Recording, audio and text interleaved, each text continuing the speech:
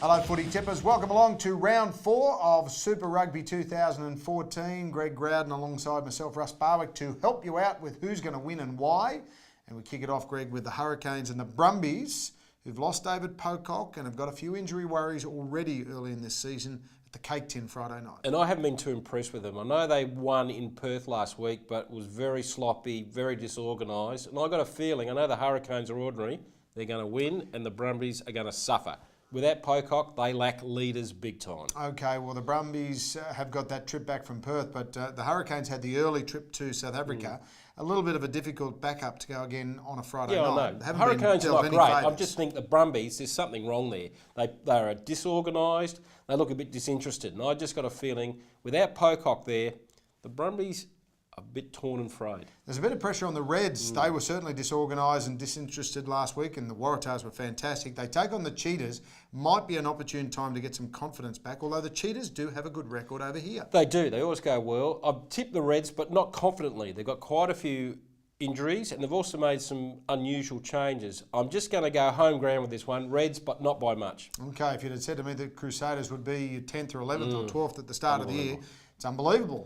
Can they turn it around against the Stormers? Well, they should, but like you, I can't believe the Crusaders. They're a bit like the Brumbies. They're lacking something. They got the players, but it's just not happening. But I got a feeling now, back at Christchurch, yeah, this will be, at last, show something. Well, they led by a dozen before being run down last week. Yeah, I know. The Force take on the Rebels, who were your lock of the week. They saluted. Can they make it 2 in a row? Yes, I think. I thought the Rebels were outstanding. They looked terrific. They were as good as the Waratahs last week.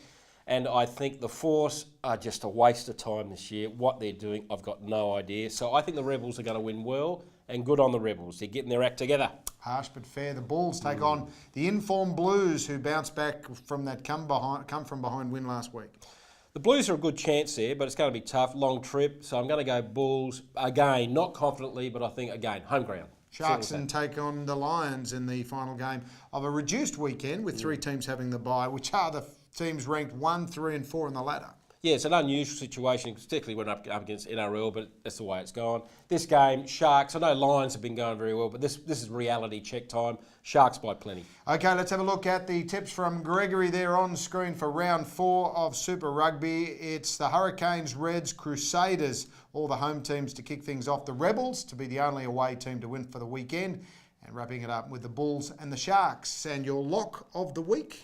I'm going to go Hurricanes against the Brumbies. Get it early, good value. Punters. Get it early. Round 4 of Super Rugby kicking off with the Hurricanes and the Brumbies. We'll be back next week for more of Growdo's tips for round 5 of Super Rugby.